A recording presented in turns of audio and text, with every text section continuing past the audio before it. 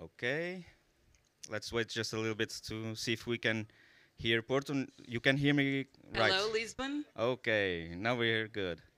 Okay, hello. The sun here is super out. What about there? Great, it's a little bit too toasty. Okay, great. I wanted to start well by welcoming you either in Porto as well to our Above and Beyond Hangout, and of course we start as usual with our ecosystem briefing. So a little bit of what's been happening, what's gonna happen, and so first and foremost we have to tell you about our SIM conference. So it took place earlier this month, from the 2nd to the 4th of May in Alfândega do Porto, over there. So maybe some of these faces we can recognize from the SIM conference. It was a great event to connect startups and investors. So SIM stands exactly for that, startups and investment matching. We had over 2,000 people and more than 400 startups, about 150 investors, so a lot of connections, a lot of networking. It was a great event. And so, of course, we can't wait to do it all over again. So, well, stay tuned, because on the next Hangout, we'll be having more news, more updates about our SIM Conference 2025. Also, coming to a close is our Start Now, Cry Later program. Okay, so we've been walking around the country, visiting universities and polytechnics with the aim to inspire young people, to let them know about the ecosystem, the startup ecosystem, to let them know about entrepreneurship. And so there's more to come next year. So if you know any university that wants to host us, well, get in touch with us.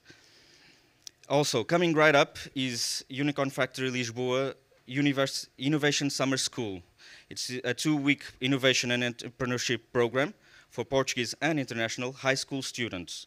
There will be 3 cohorts, but the first deadline is on June the 3rd, so it's best to hurry. If you know any high school students that want to know more about entrepreneurship, about startups, share it with them. Also by Unicorn Factory Lisboa, Clean Future is an acceleration program that over 10 weeks will support the development of technological solutions to improve the sustainability of the cities of the future. It focuses on 3 categories with the greatest impact in combating climate change. So construction, mobility, and retail. If this is the opportunity for you, make sure to apply before June the 9th. Also, Portugal Ventures has an open call titled WIT, Web3 Innovation in Tourism. It intends to invest in technology-based projects with a high growth potential, and which are at the forefront of Web3 innovation in tourism and hospitality. You should apply through their Ignition Partners network, so be on the lookout for this. And now, growing together, the role of incubation. That's what this Hangout is all about. As usual, our panel is divided between Porto and Lisboa. And we have here in Lisboa, we are welcoming Mike Siegel, founder of Siegel Ventures, Afonso Pinheiro, co-founder of Please, and Gil Azevedo, executive director at Unicorn Factory Lisboa. And in Porto, we have Maria Moura Oliveira, business director of UPTEC. Moderating the conversation, we have our own Marilia Santos, our very own incubator and accelerators booster. I would like to thank you all in advance. But first, before the discussion, we have 4 promising startups. Let's hear their pitch. And so we'll dig right in. I'll let João Moreira pitch. It's up to you. Thank you so much, Zamaria. Hi, everyone. Hi, Madalena. How's everything there in Porto? It's amazing. So the weather is super nice. The room is full of energy, and we are super ready for another hangout. Great. Now, let's have you introduce the first startup. The first pitch is over there, please. Exactly. So a big round of applause to Bruno Fernandes from Pluggable AI.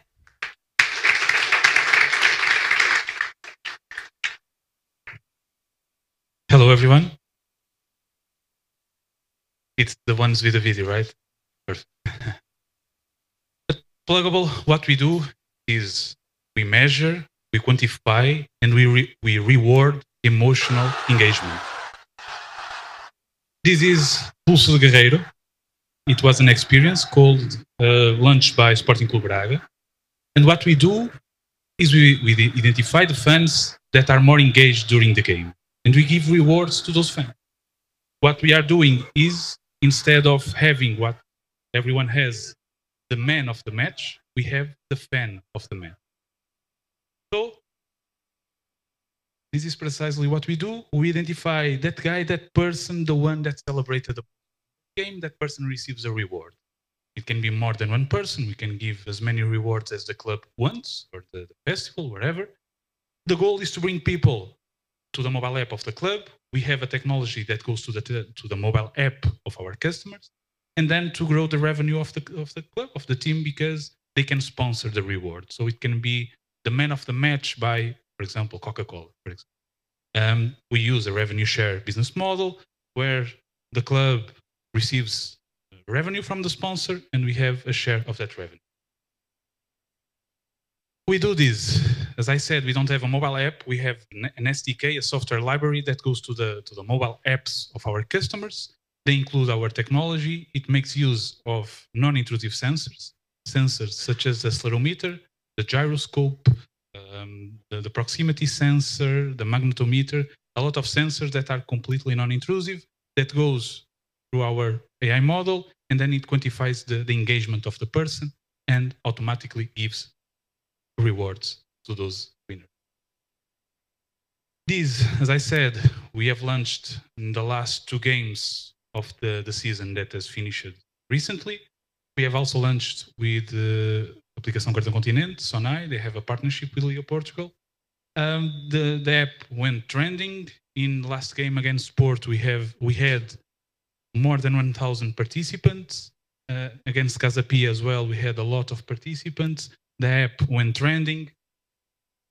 This is the raw data of the sensors that we collected. Just for one game of Prague, we collected more than 33 million records of data that went through our AI model. And here we can see some spikes. These were some of the goals of the club during that game.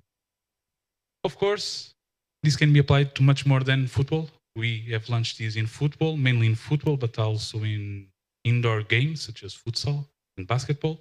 But we can also apply this to festivals. That's what we are doing now with Rock in Rio. So next June 15th, 16th, and then 23, 24th, we will be as well with Rock in Rio doing exactly the same thing. You have the app, you can opt in to participate or not, and you just need to party, to dance, to jump, to participate in the festival. And then in the end, you can receive amazing rewards that will be given by Rock in Rio. That's what we do. Thank you. Thank you so much. Thank you so much, Bruno. Now, here in Lisboa, I would like to welcome Mário Tarouca, co-founder of FrameDrop. Mário, give him an applause, please.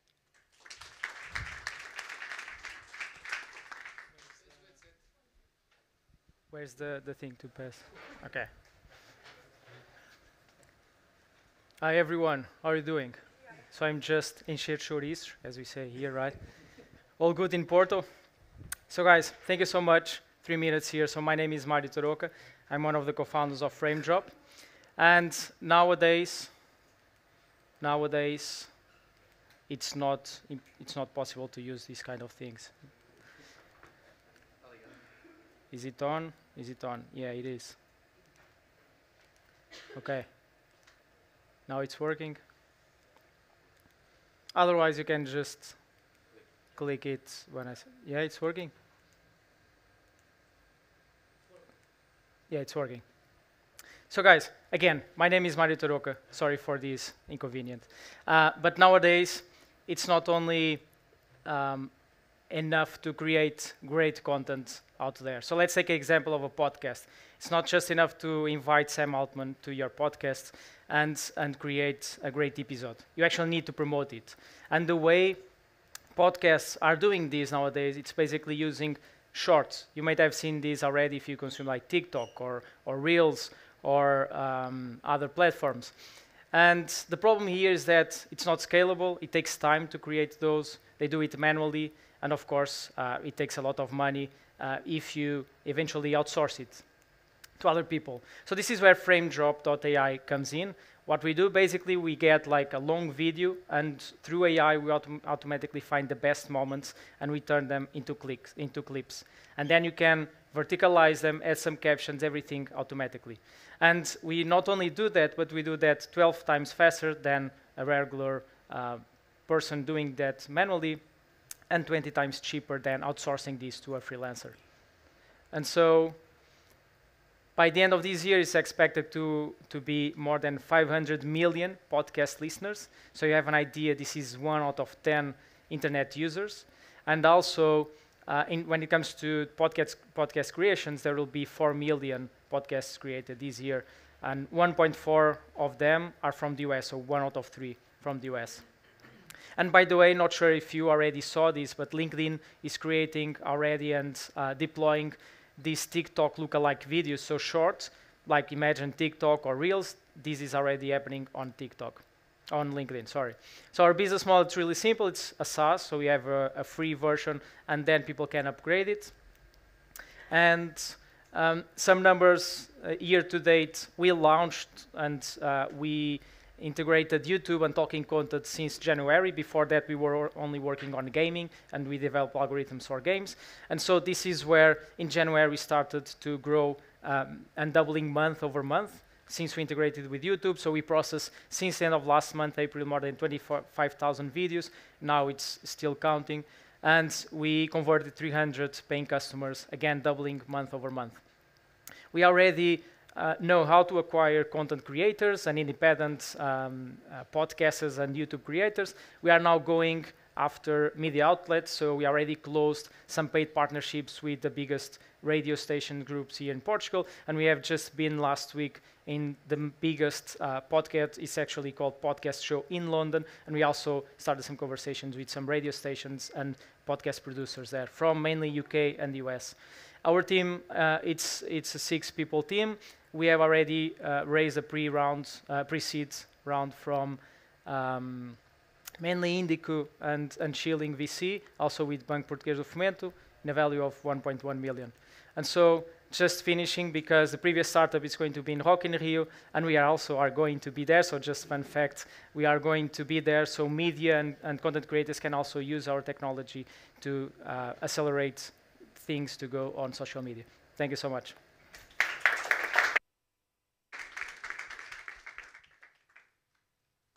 Thank you very much, Mari, for the great pitch. Now we continue here in Porto. Welcoming to the stage Maxim Menshikov with Interpretica.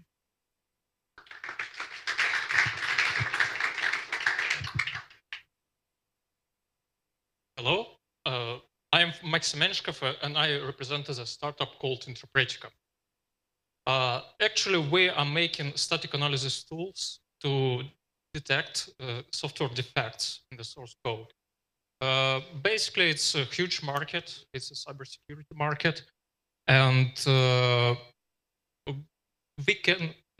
we can see that basically all the endpoints are can be attacked by hackers. So that's what we have right now in the market. But in our mind, main threat comes not just from code, but also from architecture, from dependencies, and from operating systems. So what we do differently from other companies in that field is that we analyze all these pieces in one context so that we find a lot more vulnerabilities and other tools do. This way, we can see that wrong behavior is not necessarily malicious, but when we find problems in the architecture, we can also remove these vulnerabilities. So we combine individual developer contributions, source code in different languages. We monitor releases. We check deployment results and mix it all together in one context so we see real design problems.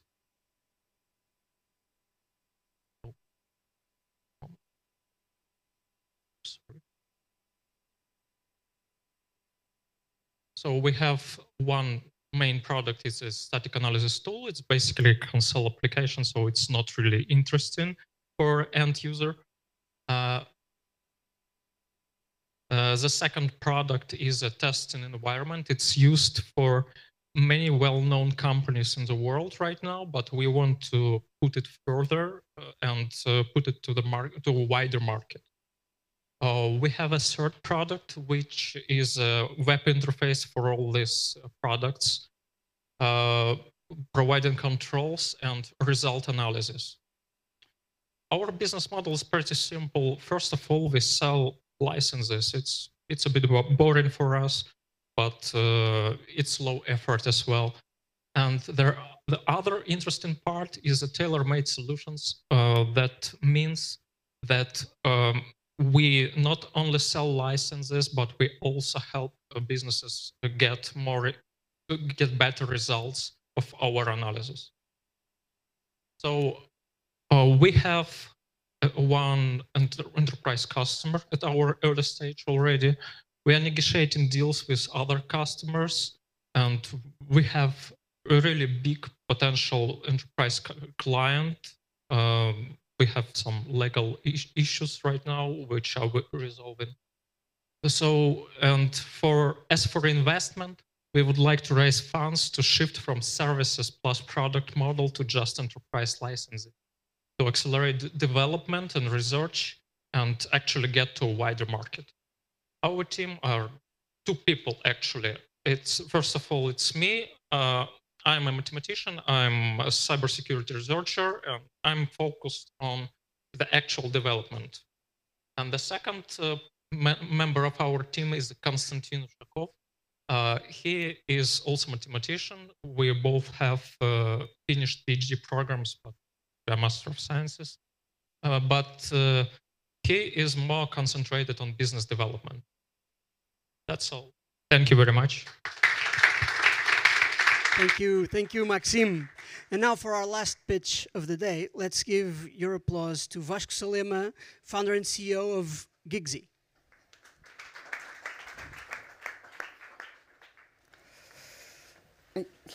Hi, and good afternoon to all. My name is Vasco, and I'm CEO and co-founder of Gigsy, a new stream. Sorry. Okay. So, Gigsy, the smartest solution for streamlining artist bookings. The current economy involving live entertainment is updated, and the way that people connect to artists is outdated. So, Gigsy, the industry is plagued by inefficiencies and frustrations. Clients spend countless hours looking and searching for the right talent, and artists struggles to find opportunities. Artists gaining visibility and securing consistent bookings is a uphill battle, with many struggle to break through the noise and connect with potential clients. The disconnect between artists and clients leads to missed opportunities, wasted resources, and a subpar event experience. At Gigsy, we understand this pain, and that's why we created a user-friendly platform that connects both artists and clients to this. Sorry, I'm a little bit nervous. So, this is the reason why me and my team created Gigsy. Gigsy is a user-friendly platform that connects clients with artists with innovative tools to streamline every aspect of the process, like direct booking, personalized requests for codes, customized calendar management, secure payments and automatic invoicing, a comprehensive dashboards for costs overview. Clients can hire the ideal artist with this, comparing profiles, reviews, and price in seconds. Artist gains a much-needed visibility, manage bookings effortlessly, and enjoy a steady stream of revenues and opportunities.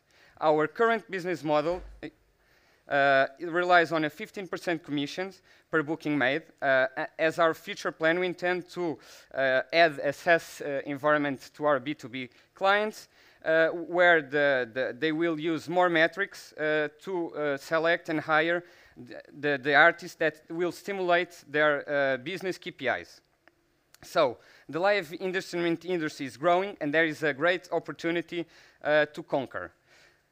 rapidly our numbers. We launched our MVP this year in late February. We already have onboarded over 30 clients. We have more than 160 clients already onboarded as well, 89 with active gigs and ready to be booked. We have already made over 30 books with a GMV over 9,000 euros. Our team is composed by a diversity of profiles, from IT to marketing. My personal experience is managing artists and venues, and my co-founders is in business and finance. We are currently raising a pre-seed round of 300K to expand our team and our sales team, to increase our capacity to onboard more B2B clients and further develop our MVP, adding more features and functionalities that will provide a better experience for all our users. Gigsy enriches the live entertainment industry, making it accessible and diverse. We invite you to join us revolutionizing the way artists and clients connect, invest in Gigsy, and be part of the future of live entertainment. Sorry, I was a bit nervous, but...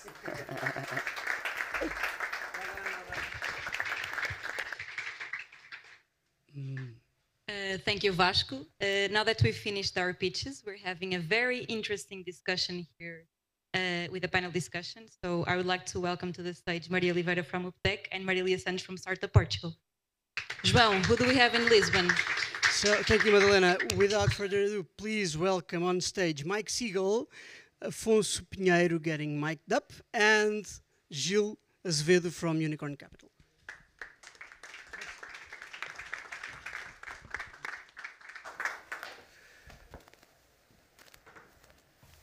How you been? Very good.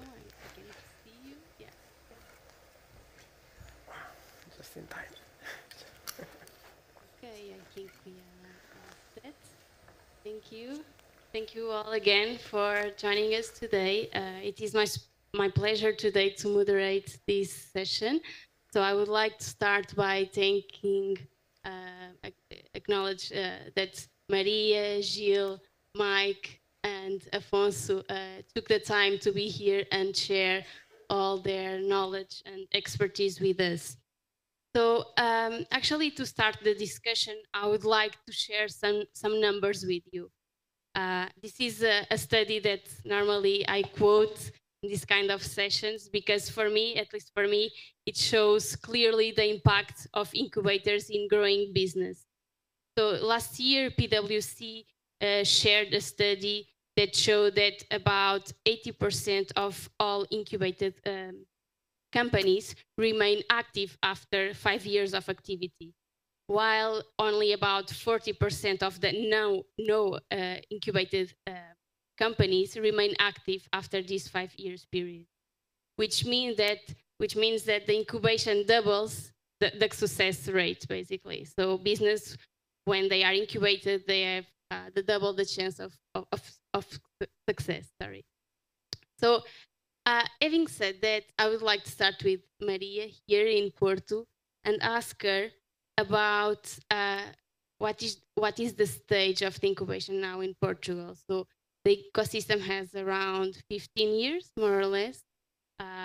So because of the financial crisis in 2008, a lot of companies and a lot of new business grew from there, and then incubators leveraged that, and a lot of them have arisen since then. So I would like to ask Maria here in Porto, what are the weaknesses and the strengths now of the ecosystem, the incubation ecosystem in Portugal? Okay, thank you, Marilia. Hello, everybody. It's a pleasure to be here, and hello to everybody as well in Lisbon. So 15 years, you said. So 15 years, it's also the age of UPTEC. I would say it's a little bit older because we consider ourselves to be quite young still in terms of the incubators in Portugal. So talking about what we provide or why do we exist, a science and technology park. And this means a mixture of two cultures. So large corporations that come closer to the University of Porto and stay in UPTEC, and as well as startups. And I would say that this mixture makes a very peculiar culture. First of all, we provide these connections. So connections between the startups and I would say larger companies, but also with investors, and most importantly, with the community. So whenever you enter an incubator, you enter a place where you will have like-minded people like yourselves supporting you during the journey. And I'm not sure about the entrepreneurs that already did this pitch, but for most people, starting a startup is difficult and it's lonely. So having this support community it's extremely important. Then also the events. It's an opportunity as well to connect, to learn, and to have more, I would say, collaboration opportunities with other entities.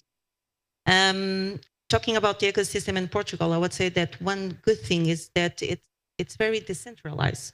And this, to some extent, has democratized the access to startups in more remote areas, not the big cities like, let's say, Lisbon and Porto, to have access to support structures. And you said it, the survival rate after 5 years of incubation tends to be higher.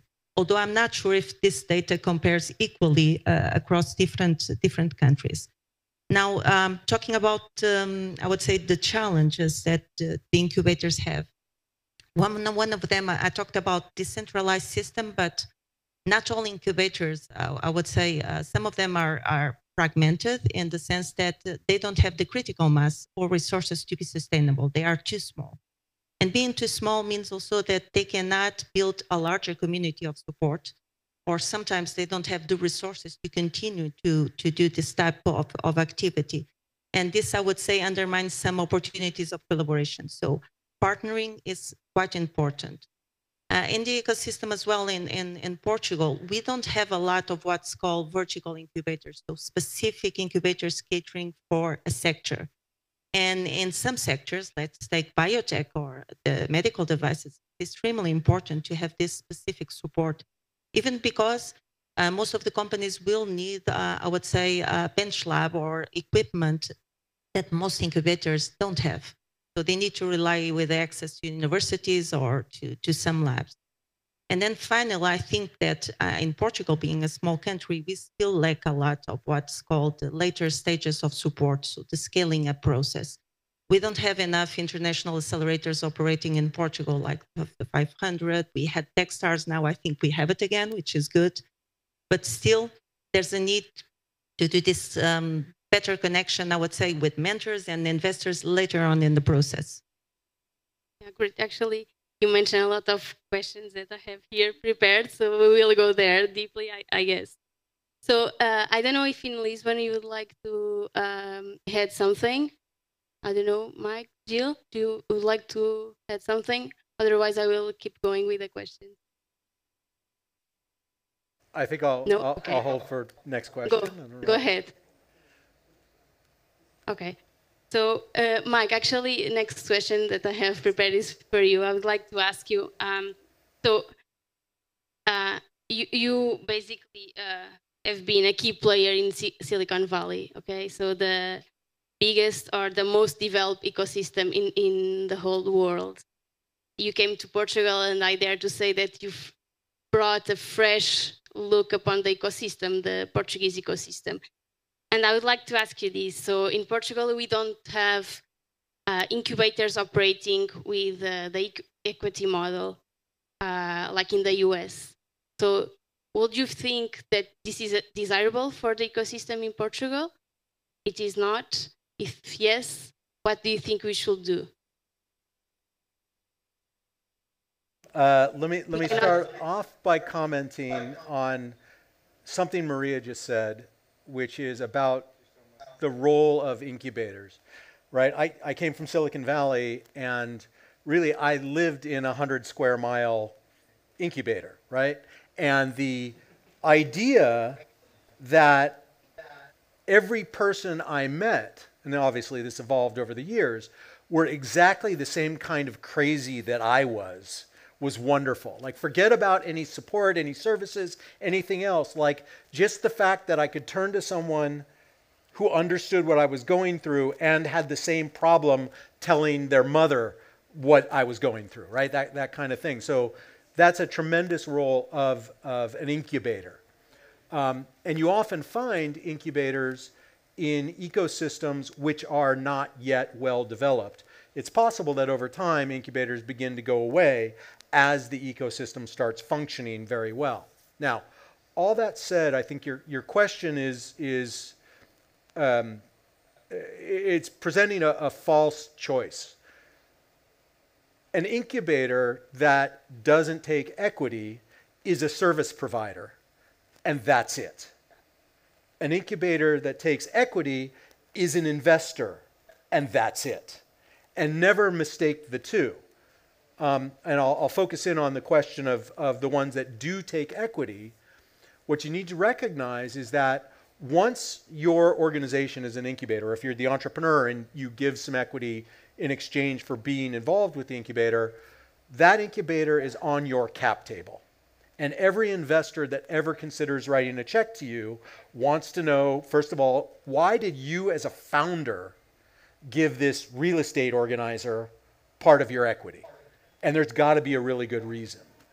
And by the same token, on the incubator side, you're now having conversations with other investors about increasing the value of the equity in your companies. And if you ever branch into that weird, like, yeah, but we didn't quite decide to do that because we really needed the revenue from the real estate, like instantly you're no longer credible. So there's a role for both, but don't mistake you can never cross over the two business models. It's just like, you know, a startup that has product revenue and a startup that has service revenue, and a VC will never give you any credit for your service revenue, only your product revenue. So is it bad that Portugal doesn't have incubators that take equity? No, it's not. But is it, you know, possibly bad that there's not enough early stage equity in the ecosystem overall? Probably. Sorry, long-winded. No, thank you.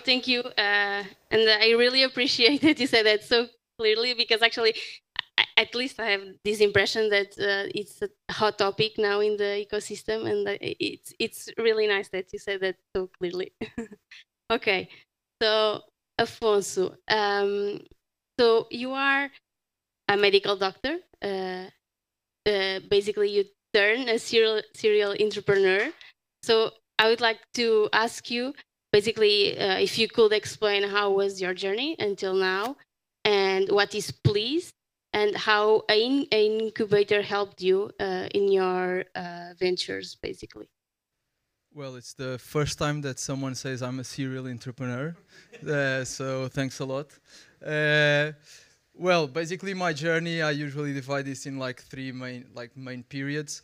When I was studying medicine, then after medicine I worked at McKinsey, and then after McKinsey I basically became an operator. And the first company that I've been involved was at PowerDot, where I was basically employee number 1. And I had the chance basically to grow the company in Europe in several markets. And was also during this period that I founded my first company that's also that is called Import Trust in the used car space. And then I eventually left PowerDot to launch and build Please full-time. That's what I'm doing at the moment. And the truth is, and that's why I think you are calling me a serial entrepreneur, is during these periods I also launched some other businesses, and nowadays more like I'm not only like working at Please and launching Please, but I also have like a personal investing umbrella or whatever that is called Stake Ventures, where we basically build and invest in companies that are disrupting industrial or traditional industries, right? So more like a pre-PE business model, more than a VC itself model, right? And actually, some of the things that we are using at Stake Ventures and that we are doing with the companies that we have the chance to work with is actually some incubation, right? So we really help companies, and since we are investors, it means that we really get operational and we really help on daily challenges that the companies have, right? And so I would say that looking at the ecosystem and in Portugal, and also based on my experience, I would basically say that incubation is something that is really important. It can really unlock some value, but it's really important also to understand the type of incubation, right? I found it really interesting the way that you divide it, because actually in my mind I usually divide this in what I call like high level incubation and operational incubation, right? And actually like high level would be more like service providers or programs, for example, that we have with Unicorn Factory and everything, where basically you have someone that is helping you high level with certain topics, but then they don't have the capacity to go in depth. And at least, for example, this played a key role for us to join the ecosystem, to start knowing people, to get into the community, to know the people that brought me here today. And so I think that incubation played a really important role in networking and also in basically being inspired by others, right? And then also, like in the other companies, that what I'm seeing is that incubation, when it's done with equity, can really become operational, can really have an impact on like daily tasks, daily challenges. And so I would say that definitely incubation can be really, really great for companies if done well and if both parties understand the different models that exist and what's the business model or the partnership model that they are using in this specific incubation. Thank you. Thank you for sharing your experience. Okay, so now, Gilles, actually I will ask you something that Maria talked about, that is the fact that there are some incubators that are specific, so vertical specific. And my question is, do you think that should be the path? Like, should we have more vertical specific incubators in Portugal? I will dare to say that you will say yes. So if you say yes, could you give us, I don't know, 2 or 3 steps that we should all work on to make that happen? For example, should we have an agrotech incubator in Alentejo, for example? Should we leverage the regions and develop incubators that leverage those regions?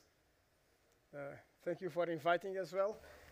And then starting where Maria left, I think that I would say that we are in the second phase of this ecosystem. So the first phase was a phase that was mostly early stage, and where the incubators and the hubs and so on were mostly geared towards early stage startups, giving the mentorship, giving access to investors, having the community, and that was very helpful to create a significant base of early stage startups. But the fact is, given that the market is small, very quickly in Portugal, these startups reach their limit in terms of growth. And then the next step is to grow abroad, which somehow ends up being obviously a barrier. It's not all the businesses are able to raise the funds and have the ambition to go this next step. So over the last 10, 15 years, Portugal was able to start creating this large pool of early stage startups, but not necessarily the scale-ups that also Maria was mentioning. Once we start entering the second phase, and when we want to start having scale-ups at a relevant number as well, start creating a community of scale-ups, not being just 1 or 2 here and there, this is where the verticalization can play an important role. Together with scaling up programs, and that's what we tried to do at the Unicorn Factory Lisboa, which is at that moment starting to having specialized support becomes more important. So being it in terms of the growth stage, but also, and linking to the question about specific sectors. I think by having an incubator or a hub that is about a specific sector, and we have a few, so FinTech House has been around for a long time, more focused on the early stage as well, but it's a vertical incubator. That has allowed to bring partners that are specifically connected with that vertical, allows to bring investors that are also with the thesis around that vertical, talent, startups, and then the community all talk the same vertical language. And this is what we saw in other countries. So when we started looking at what would be the best practices for us to start setting up this scaling up community, if we look at countries that have roughly our size or around our size, all of them became very strong in specific verticals rather than very strong across the board. Because at the end of the day, we don't have the scale of Berlin and Germany or UK and London to be great on everything. So we will always have startups that will be great regardless, but in order to give them specific support, having this vertical approach is very helpful. I'll give a couple of examples. For instance, in Singapore, FinTech is a very strong hub. In Dubai, the same. If we look at Israel, which historically has been called the startup nation, they had the food tech, they had the defense, the cybersecurity as areas that were verticalized. Typically, this happens in verticals where there is already some scale or there is enough critical mass for the players around it to connect, either by necessity, which in the case, for instance, of Israel, it was the case in terms of security and so on, or there are enough players in the market that makes it a strong vertical to have high potential. So in our case, we launched our first vertical hub in December, which was in the gaming area, and that was very successful. We launched it 2 weeks ago, a Web3 hub. We are going to launch, we are working on a deep tech AI hub as well. So the goal is really to bring 4 types of players all together in terms of startups, investors, companies, and the academic world together, and with this create a scale that otherwise would be not possible. And the challenge now for us is that at the end of the day, Portugal is a small country, so we cannot now start creating vertical hubs across the country, competing and trying not to work. So now the challenge for us and for persons like me, like Maria and so on, is how can we collaborate and how can we join forces to do what you're saying. So probably Agrotech Hub probably should be where there are clients on agro. If we look at gaming, we need to look where the gaming studios are. So rather than trying to replicate, because then we are all going to be subscale. Can you hear? Oh, okay, now it's on. Jill, yeah, thank you for that, because actually I would like to ask Maria now about collaboration, and you just mentioned that. I also agree that we should collaborate much more, and Maria just said that in the beginning too, but how can you do that? Like, should we collaborate in which terms, like between which, between districts? How can you explain further what you think about that? Well, I think that this was mentioned already by Gilles. We are a very small country, and this means that for the number of incubators we have, I would say collaboration is essential, and not only within the specific cluster or a region. And this happens already, I would say, quite naturally. We already have startups that are incubated at UPTech that also are incubated in other places, like EPN or Build Up Labs. So this happens because they are looking for different resources that they believe they will find there, but also specifically for some type of mentors or investors. And I would say that's one way to go. We should share more in terms of pool of mentors. We should share more in terms of continuity of programs. That's too much, I would say, early stage programs for the amount of startups that we have right now in the ecosystem. And of course, we can think about this a little bit like, the model that we have in the gyms, which we have a subscription, but we can attend different places. So why not the same with co-working spaces or meeting rooms? Why can't we have this wider network in which if a company of Porto, of UPTech, wants to do some meetings in Lisbon and stay there for a while, we would have support. Jill, this is an invitation to you, from Startup Lisboa, so they could be based there for a week, for instance, and the other way around. So yes, collaboration, I would say it's essential, but in order for us to collaborate, we first need to know each other and trust each other. And that's essential, and I would say this was not ordered by Startup Portugal, but the RNI is doing a tremendous work in terms of getting the incubators together to discuss best practices, to understand a little bit what are the common challenges, like in some cases lack of funding or unable to be sustainable over time. And this is essential for us to build stronger models. I would say also that sometimes government could have some type of incentives, because we have the incubation vouchers, but there was no collaborative incubation voucher. And this could be, while we can only support you if you do a consortium of at least, I would say, 4 to 5 incubators in different regions, and you will need to build programs together. So this could be a good incentive as well. Well, I will take a mental note, actually. I will take a mental note.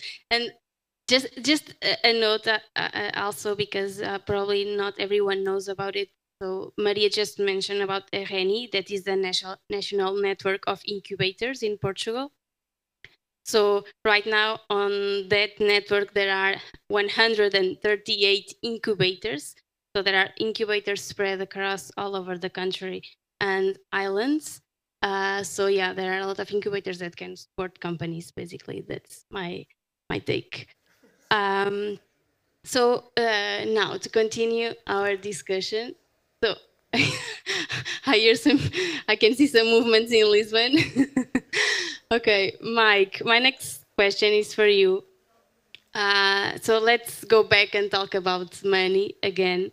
So at SIM conference in the beginning of May, you did a very clear and straightforward presentation.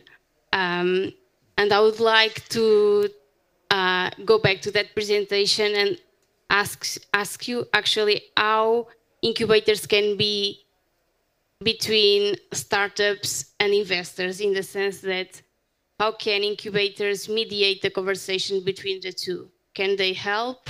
What should they do? Limited basis.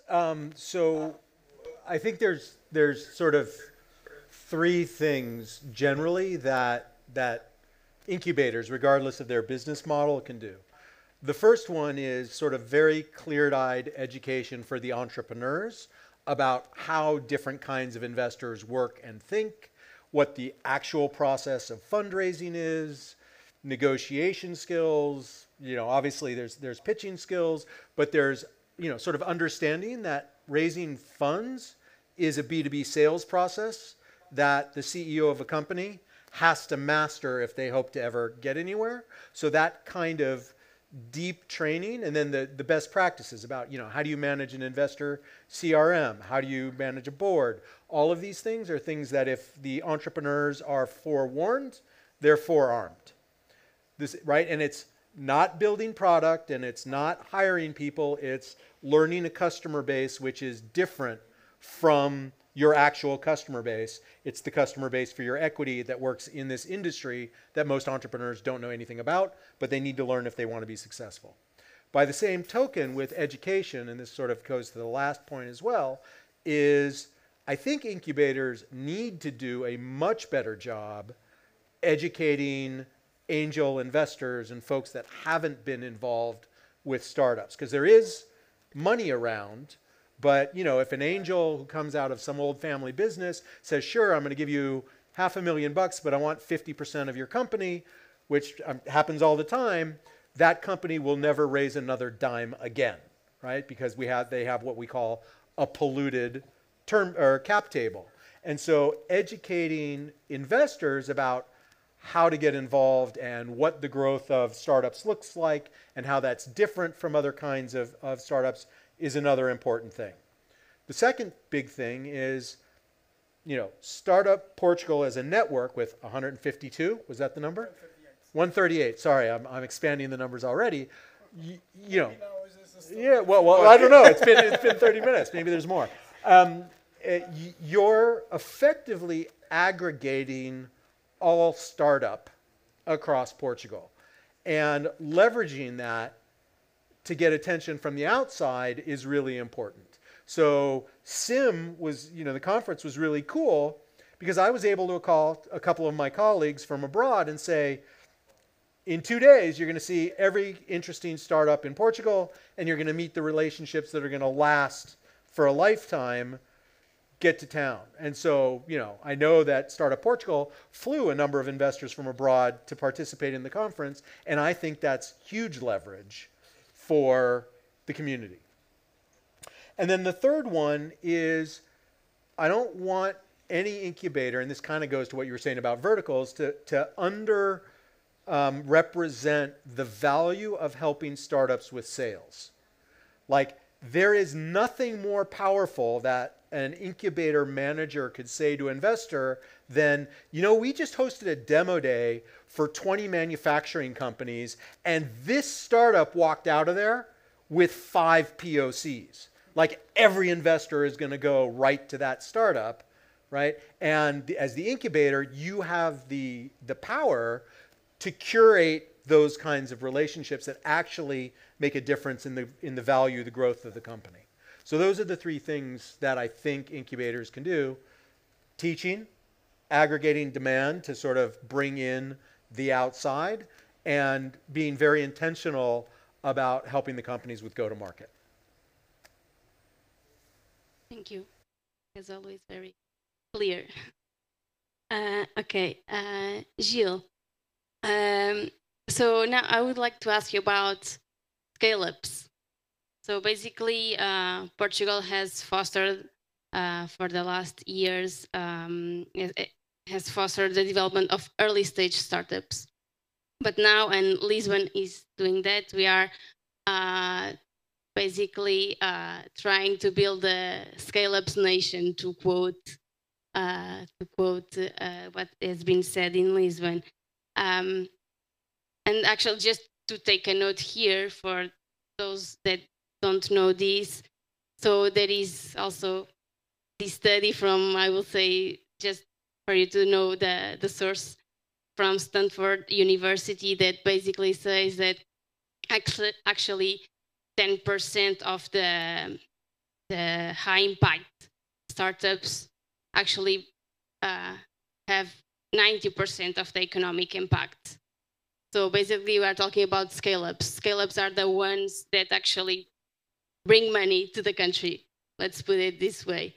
So, and now Portugal wants to develop more scale-ups. We have a lot of startups, but we lose them on a 5 years period, 5, 7. So we want more scale-ups. How can you do this? This is the question. How can you do this? I know that you are doing this already, but what can you add to this? What can you, I don't know, bring to the discussion about this? As I said earlier, we have, and you also summarized, we have a high number of startups on the early stage. I think the shift towards a scale-up or to a growth stage is quite significant. So obviously you need funds, you need a product with potential that can be expanded abroad, but also the skills of the senior team change completely. I think that if you look at the chart of growth, there's this hockey stick, and that point of the hockey stick that changes from development towards growth, it's a completely completely different set of skills. Some founders are skillful enough to be able to do that transition well and create a team that is strong towards scaling up, but most often that's not the case. I think that's a number of do's and don'ts that can be explained and can be, so based on use cases, based on past experience of others, that can be explained, and founders can avoid common pitfalls, can understand what are the challenges, can identify better the opportunities, and can have a higher chance of success on that change, which is probably, and I'm not a founder, but here Afonso can tell, but can be probably, I think, one of the most difficult transitions in terms of a founder. So on these, we created a program that tries to address exactly that. So what are the areas, the modules, the skills that the senior team, and again, it's not the founder anymore, just the founder anymore, it's the senior team as a whole, that they need to get to know. One example, for instance, is in terms of leadership, talent attraction, talent retention, creating a culture, transitioning a startup from 10, 20, 30 staff to 100 plus staff. This takes a lot of different skills. So bringing that knowledge to the scale-ups, thinking about what markets to go next, how to structure a sales team, an international sales team, how to prepare for the next rounds, and the rounds, as they grow in size, they also grow in terms of the demand and the due diligence that is around that. What mistakes can we do on the cap table that we can avoid, so later on it's not a problem when raising larger rounds. So there's a number of information that is available. So it is not a textbook, obviously, each case is a case, but this information can be very helpful to avoid founders and the senior team to do typical mistakes. So we cannot avoid everything. There's always a very high level of uncertainty and decision making that obviously the startup needs to do, but it can be much better prepared. So if we are able to give those skills, if we are able to bring a number of mentors that can advise during this phase, if you are able to bring the international connections so that when they decide to go to the US or they go to Brazil or to Spain, they don't go blind, they don't look at it without any support. All of this starts creating a scaling up community. Together then, as we start also having more cohorts and more editions, we start creating then a proper community that itself starts helping each other. So then the incubator is not needed anymore because that community is already supporting each other. And that's also what we are seeing. Now we are already with 32 scale-ups, and now we keep seeing, without our involvement, them supporting each other in all the ways possible. So that is our role, and that's what we believe. And again, now just to finalize, going back to the size of the market, obviously it would be very difficult to have 138 scale-ups programs. That definitely we don't have yet. Hopefully in the future we would have for 2, 3, but we don't have much many startups that are on this stage and that would like to get supported. So we need, again, back to Maria's point, to work together and start having programs that can aggregate. With our program, we try to aggregate as much as possible, but there is a lot of room to improve. Yeah, and I will take that and go to Maria again to actually mention that we have 138 incubators in Portugal, but all of them are different, of course, but there are incubators that incubate innovative companies, but they do not fit in the legal definition of startups. So my question is, and the metrics, the success metrics of those incubators are different from the success metrics of the incubators that incubate startups as by definition.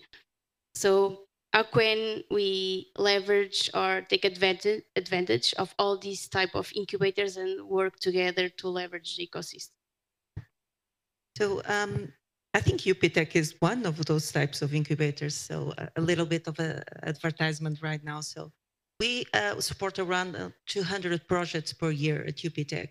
And we do it in all fields of knowledge. This means that we also support what we call impact projects and creative and cultural industries. Right now, you are located at one of our buildings, UPTech Baixa, that is mostly, the most of the projects located here are in digital media, architecture, design, so the creative and cultural industries, and some in terms of impact. And for us, this is extremely important. I agree with you, we need different metrics, but the fact is, if we want to build an ecosystem, and that's what we are trying to do right now, we need it to be diverse. And it needs to be as well more resilient. And this can only happen if you have this different array of projects that also can collaborate between themselves.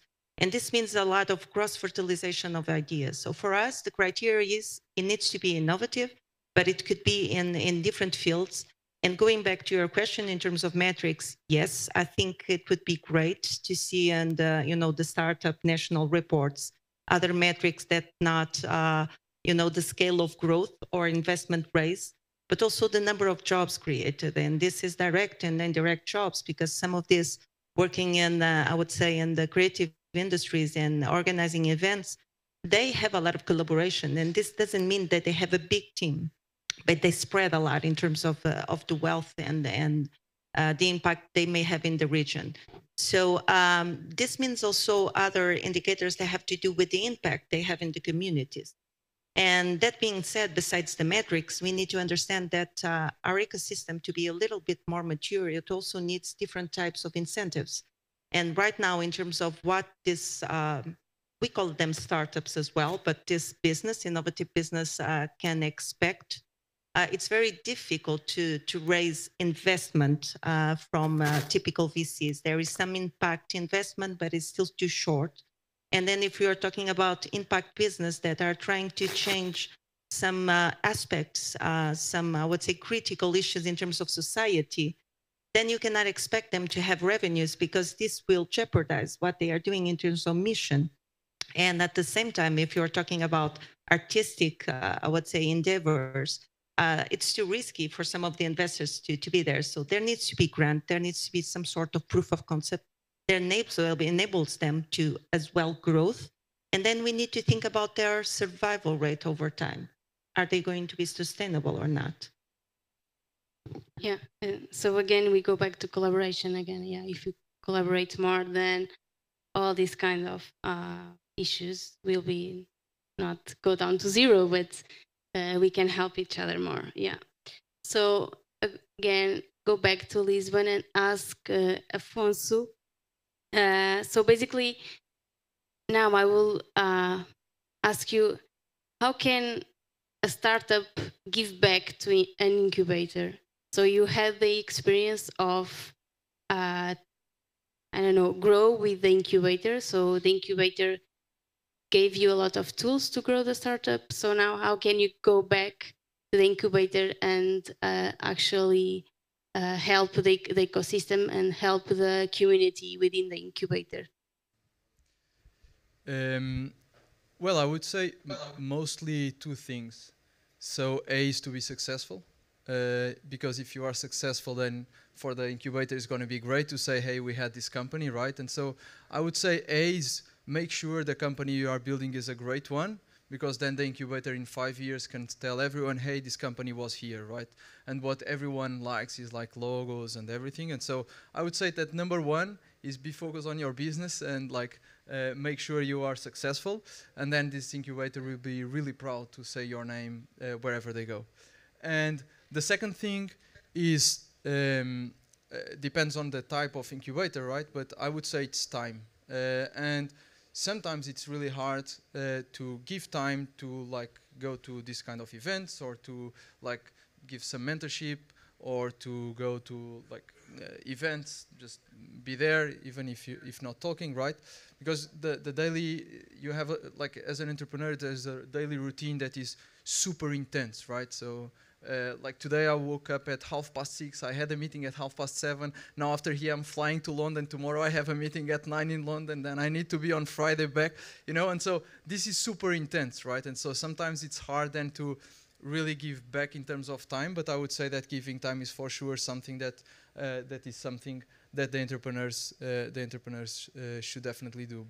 But at least for me, and this is something that I think a lot, is I believe that the best thing I can give to the Portuguese ecosystem is to build great companies, right? And so this is A. Then I can also invest some time helping and everything, but I would say, I don't know if you agree, Gilles, but I would say it's the best way to do it. And if I can add, Great. I think we Yeah, have sure. Go ahead. Fortunately in Portugal, I think we have, in one hand, an ecosystem that is, the give back is part of the day-to-day. I think that it's very collaborative. There's the more senior founders, they invest time, and we see this in our program. So we are always very lucky to bring very senior profiles, people that did incredibly well with their past in their past in a startup, to give back in terms of teaching, in terms of sharing their experiences. And I think that's something that Portugal is quite unique, and it immediately feels like a family. And second is in terms of the expat network, and here I also need to thank Mike. We have a community that is also very keen to participate and to be involved, and so we have a very good setup for startups to get the right support, to get the right advice. So, and that's also where incubators can play an important role, because we have these networks, and we are able to provide those networks to especially to first-time founders, not serial founders as Afonso, but to first-time founders that they don't know many people, and we are able to bring those people to help each one of these founders. Thank you, Afonso. I would add, that coming from the outside, I'm not going to say it's unique, but it is obviously a value to try and help the other people in the ecosystem. And that's like one of the things that when I first decided to move here, it's because I felt that, right? That I could, I'm a little different place in my career than you, but I spend a lot of time and energy trying to give back wherever it is that I am or go, because I've had a lot of blessings, and the fact that I experienced that when I first got here is evident, right? And I see it every day. It's terrific. Great.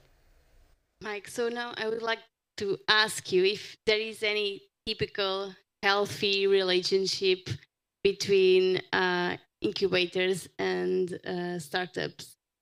Do they have, like, what are the adjectives or that you would add to this?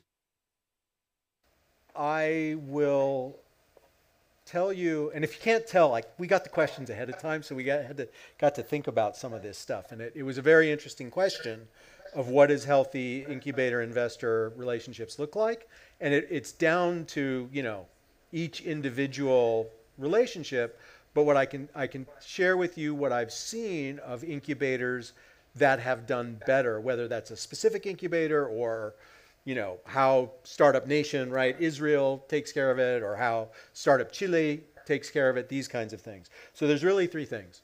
The first one is an absolutely remarkable investor CRM, right? Down to the level of the CRM knows who that investor invested in, what they're interested in, when their wife's birthday is, what their dog's name, like really great detailed data. Because otherwise, whatever's going to happen next, the matching, can't possibly scale and still retain some richness. So that's the first thing. The second thing is whoever is playing that role of introducing between startup and investor has to be an absolute master of how investing works. Like, it's wonderful that some MBA student is going to be the introducer, that they have a chance to learn. But if you really wanted to add value, then the person doing the introducing has to have raised money before, has to have invested money before, has to understand how to tell the potential investor, no, asking for 50% is dumb, or the entrepreneur asking for a 20 million valuation when you have no customers is dumb. Like, there has to be someone that actually can play that role. And then the third thing is, hang on, I took my notes. Which goes to the example that I just gave, but no dumb cap table moves. Because again, nothing will pollute your company from being able to raise money again, to raise money internationally, to scale, than some really easily avoidable situation with who you take money from and what valuation. So great CRM, true expertise in raising money, and no dumb cap table moves. Thank you, Mike. So now we go for the last question before we open for discussion with the audience. So this question is to Maria and Jill, and then I would like also to ask Mike and Afonso for further insights. So now I would like to zoom out to Europe. So Portugal or Europe do not have a big tech company like Google or Amazon. And a lot of European startups are migrating to the US, basically looking for more money, more ways to grow. So now my question is, or we have been talking about what incubators can do, but what can we demand? How can influence regulators to develop more initiatives, more legislation that impact this, that could actually help grow Google-like company here in Europe? Maybe I will start here with Maria. So it's a difficult question, and I thought a little bit about this as well. As we don't, when we think about Europe and the market that we have at European level, even with European Commission trying to facilitate some of these mobility of goods and people, it's a very fragmented market. And that's one of the issues. I think we have more than 80 VAT systems operating in the different countries. So whenever you think about easiness of doing business, this comes into play. But then again, I think it's also a little bit misleading, because it's true we don't have at European level this huge, I would say, giant digital technology companies, but we do have some very strong fields of knowledge and companies like in the pharma sector, the advanced manufacturing sector, even the luxury, I would say, and automotive sector. So one thing is maybe we could take more advantage of this connection with, I would say, an older, more traditional industry in some cases that's evolving a lot and that's investing a lot in R&D.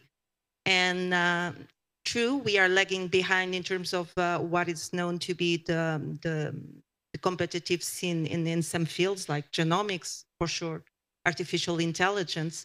But then again, I think that we need to be aware of other initiatives that already are taking place, like the Digital Markets Act, that's trying to leverage the field for our startups. So that being said, and going back to your question, I'm not sure how much incubators could do regarding this specific issue, because bottom line, I think it all comes to having a large pool of highly educated people, so talent, and a lot of funding available, so money. And I think Portugal specifically is still lacking both.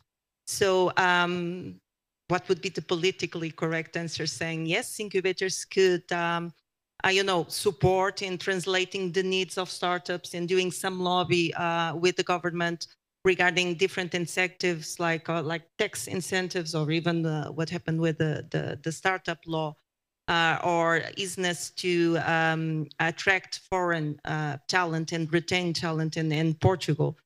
That I think we could do.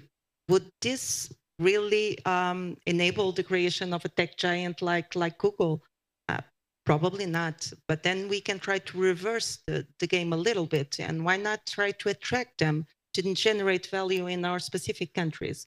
At least in UPTech, it's part of the strategy for us to attract large corporations to come here and also establish here in terms of doing business, because we know there are going to be, outliers that are going to generate more wealth and more opportunities for the startups because of that. True that they also compete for talent. So, it's a difficult balance. Yeah, thank you.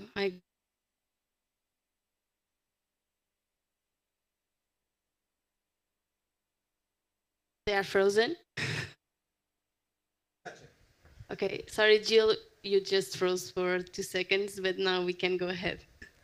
So, obviously, I agree with Maria. I think that we cannot, at least in the short term, expect startups and scale-ups to remain here and go global. I think we don't have the setup that allows a global unicorn, Portuguese unicorn, to be based in Portugal, or international ones to move to Portugal.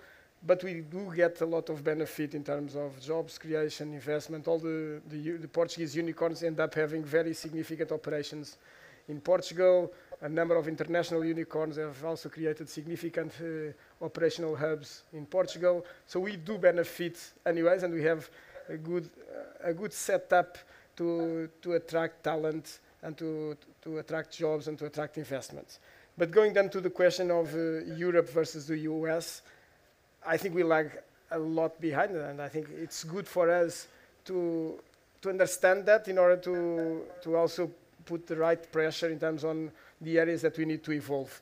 And I would say 4 different areas just as an example. First, in terms of the education, I think that our education is still very traditional, very oriented towards having a corporate career. I speak with a number of my friends from the US. They all say that at the age of 10, they're already discussing business ideas with their parents at dinner. That's a mindset that we don't have, and we need to work at the school level, at the universities level, in order to change this mindset. I think one thing that we are now trying to do, and we have created now a new focus area that is the youth entrepreneurship. We are trying to make students understand that university is a great way to innovate. So if you try to set up your business and it goes well, you created your own job and your own career. If it doesn't go well, you have still exactly the same opportunities ahead of you. So how can we have, if each student ends up exploring one idea, you can think about the potential of these in terms of new ideas and new potential businesses.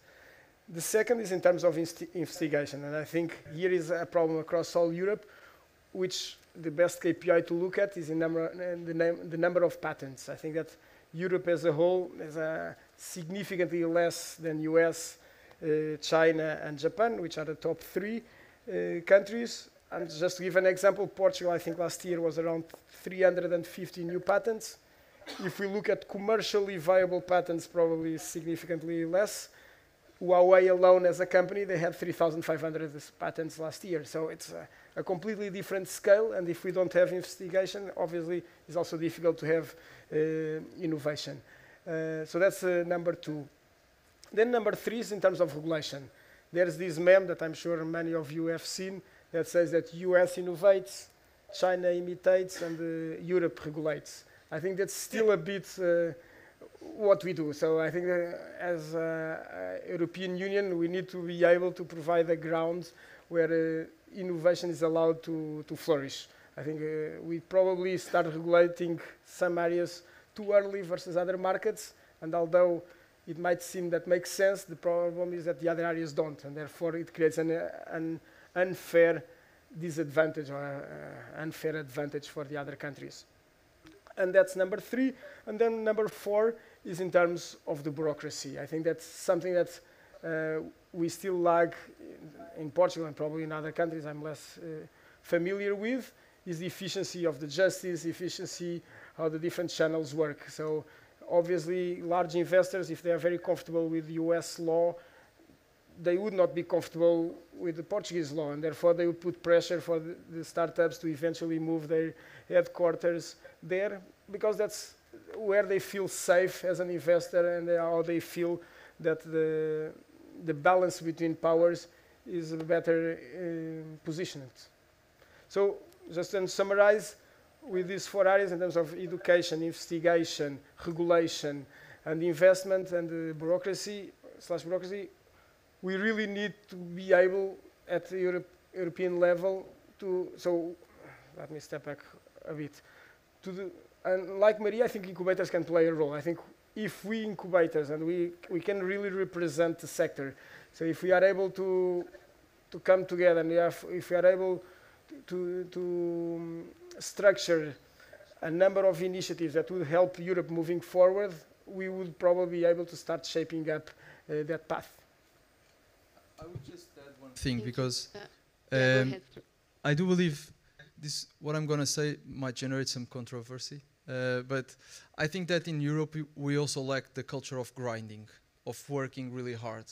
And I think that if we compare, for example, with the US, you go there and you want to schedule a meeting, you can have the meeting on a Saturday, on a Sunday, you can have the meeting at 7 a.m. People will find a spot, and you will, like, making things happen and making things happen fast is really like a top criteria for people who are in this kind of ecosystem, right? And what I feel in Europe is that it's completely different, right? For example, I had this guy that joined the team, and I scheduled a call at 1, and he said me, it's lunchtime. And I said, what the fuck? I don't care about your lunchtime, you know, like, let's meet at 1 and you have lunch at 2, or you have lunch at 12, or you don't even have lunch, you know? No, I'm joking, but the thing is, or you have lunch during the meeting, you know, like, I don't care. But I think that this culture of, like, that work-life balance is a holy grail, and that this is what's going to generate happiness and everything. I believe that this is something that is really also impeding some of our companies then to compete with others, right? Because then, like, people that want to work hard, then people say, hey, you should stop, take care of the burnout, everyone around you is going to burn out, you know?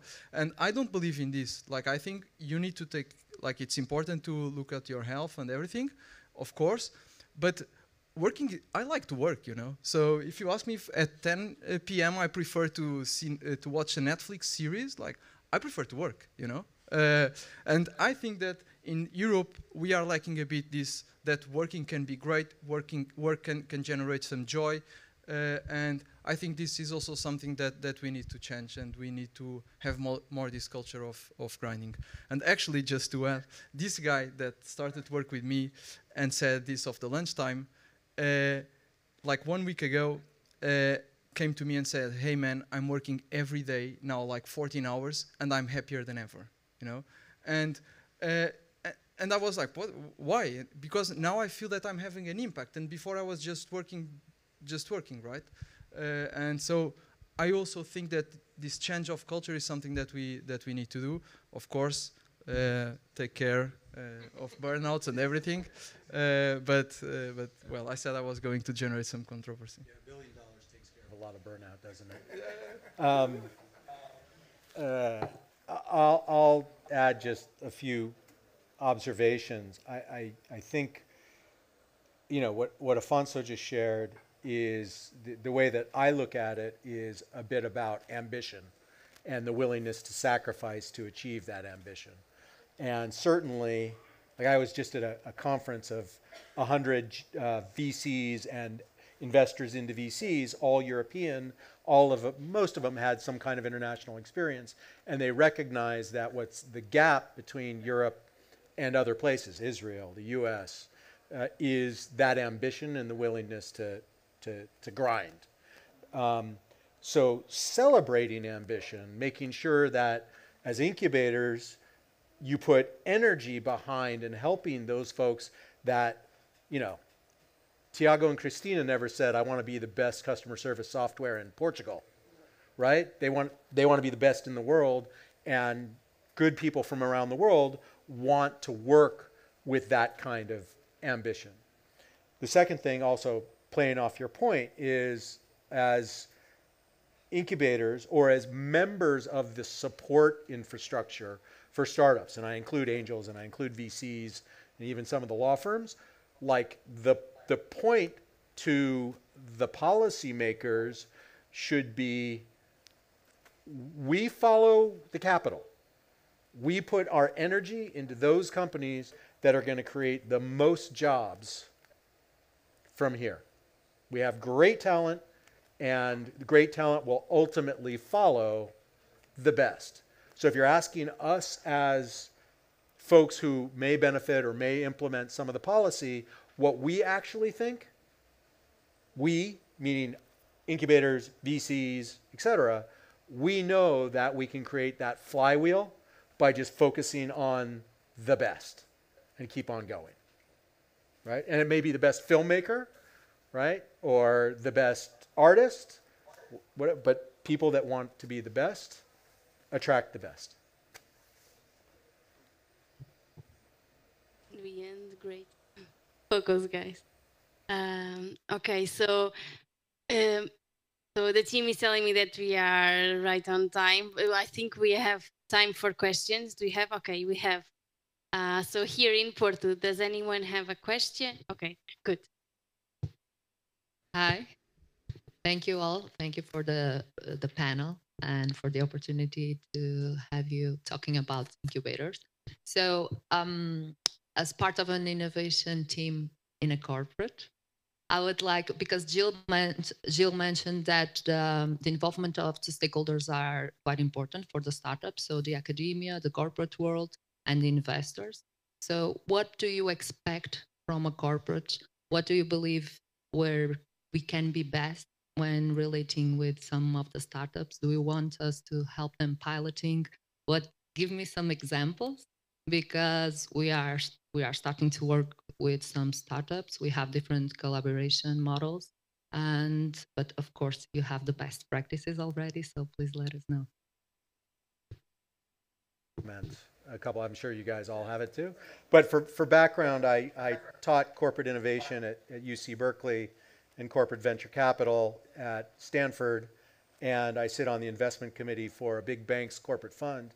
And I would say really the most important thing that a corporate needs to do is the internal training work, right, with the teams who are ultimately going to touch the startups, that if you try and make your bonus on what this startup builds, you will kill the share price in the future of this company, right? When a big company, by accident or by intent, steals an entrepreneur's time or IP, not only does it harm that company, but it also harms the startup. It also harms the company overall.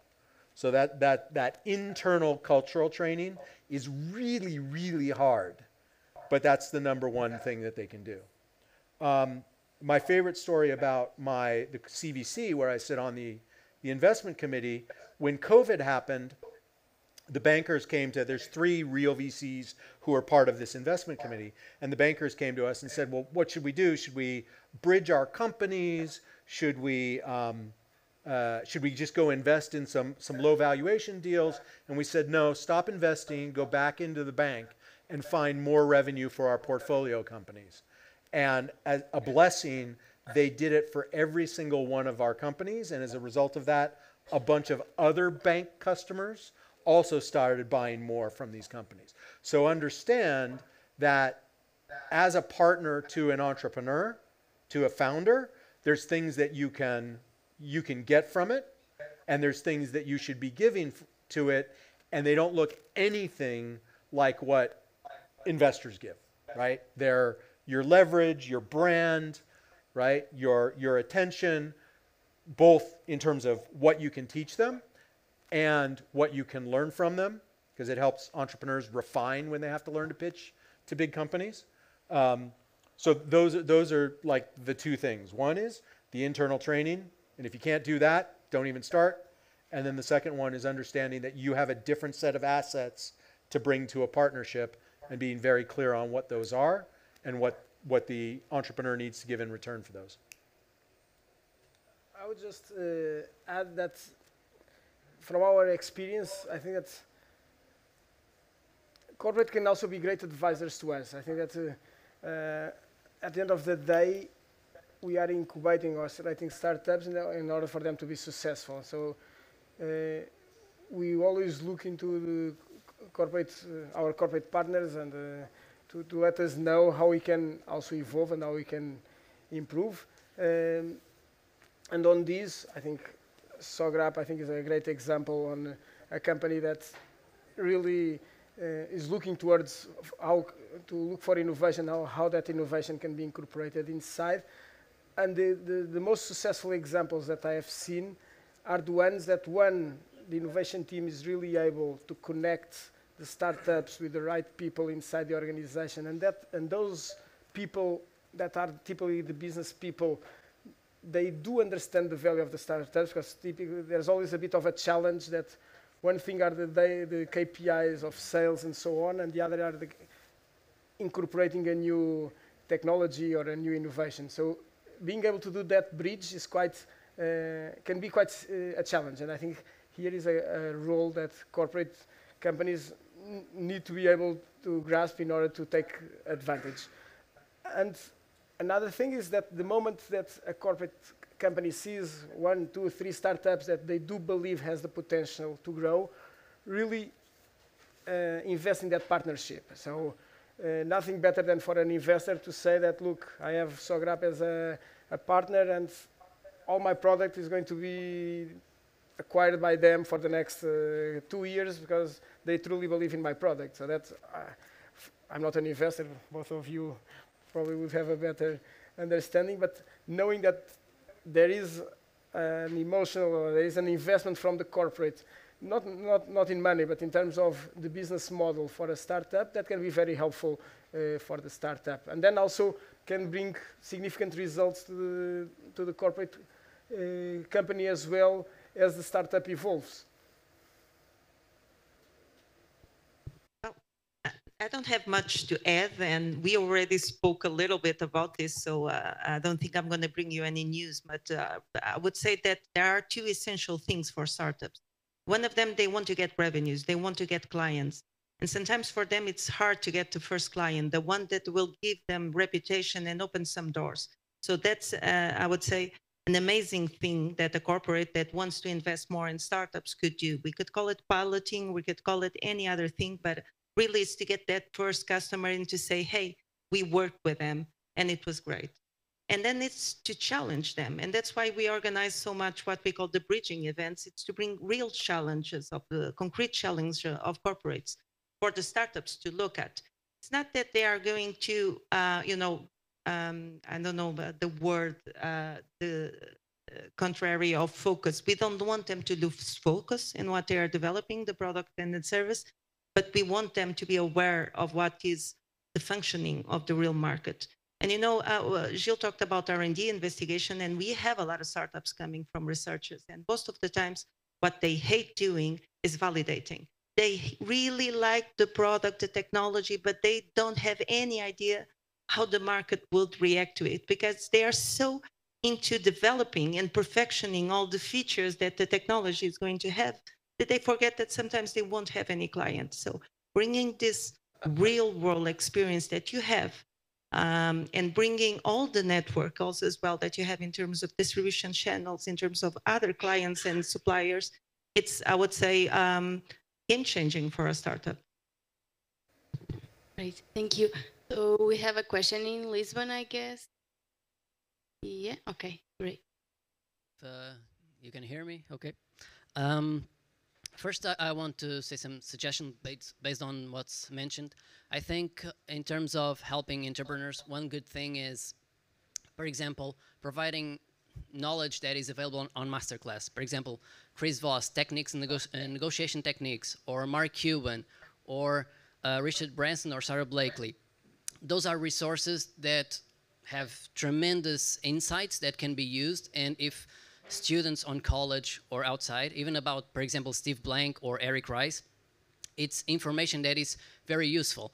For example, Marty Kagan, via book Inspired, is very interesting for customer discovery and validation. And it's about picking up a bit of sweat equity, going in and interviewing people. Like in my field, I'm working on tourism, and I interview tourists to validate if it is what they are looking for and so on. But a more entity part that would be beneficial in terms of speed, it's like institutions. When we go, for example, I try to talk with DGPC and so on, and it's a lot of meetings, and I go to other entities like EGEAC and so on, and it takes time. And for technology doesn't wait. If I don't do, somebody else will do next month, and it's out there. So it's important on that. Also bringing an entrepreneurship with INPI, the institute that validates patents and registers that. I've made recently my first patent, and it was not a very difficult process. It took time, yeah. I had to learn a lot of things, but if that is embedded also in incubators and college and universities, it can be a very great value because I can have an idea, have a POC and so on, but somebody else can implement. But if I have a patent, I can leverage on that and have royalties on that and so on. So it becomes economical impact. Now, in terms of Portugal and sweat equity and so on, we have a mindset of exchanging time for money and not value for money. And it would be beneficial in high schools to bring the perspective of not focusing on a career that you get paid every end of the month, and try to grow in terms of mindset, financial literacy, that if we build something that solves real problems for the society, money is the byproduct. So also one thing that you mentioned, I think incubators and so on, and startups must not focus so much on money. Money must come from profits and so on. I know that some industries take time to grow and so on, the hockey stick perspective, but it would be more beneficial to know the basics in terms of customer discovery and validation. One question that I have is, in terms of being a master on investing, are we looking for a person that is on the level of Peter Thiel or Richard Branson, or someone lower? My comment about incubators should have, no, I mean, and no incubator that I'm aware of in the world is going to get Peter Thiel, even ones that he owns. I'm talking about someone who has been through the process, preferably both sides, meaning they've been an entrepreneur that's had to raise some money, and maybe they've made some angel investments. Ideally further, but you know, has to understand the craft from both sides, and by virtue of that, have knowledge about how the process should go, and have empathy and knowledge to call bullshit when something's going wrong, right? But it has to be like true knowledge, not what they studied in a book or what they learned as a junior investment banker. They had to be in the middle of this stuff. Would you like that? No. So, okay, then we will finish. We are just on time. The team is telling me just finish this. So thank you all. Thank you again, Afonso, Mike, and Jill, and Maria here. Thank you for sharing all your knowledge. Thank you all for coming. I think Madalena will. Sorry. Okay, Madalena is telling me to. Yeah, João, you are there. Okay, great. So João, go ahead. So let's just give a big round of applause to our guests. I'm truly inspired with today's discussion. And just a quick note, now we will, here in Lisbon, move upstairs. Please follow Francisca, who is over there. Francisca, put your hand up, because today's networking will take place in a slightly different way. And that's it. On my side, over to you, Madalena.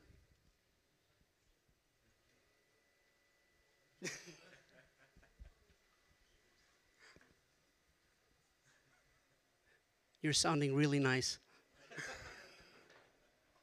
Okay, sorry. So we'll have some drinks here as well, over there. The space is not so big, so yeah. But we first would like to share Startup Portugal gratitude to all our partners. So thank you to Investors Portugal, Ferroviário, 351 Portuguese Startup Community, UPTEC, Porto City Council, Sograp, and Superboc Group. So let's gather over there and connect a bit. Thank you very much. Thank you.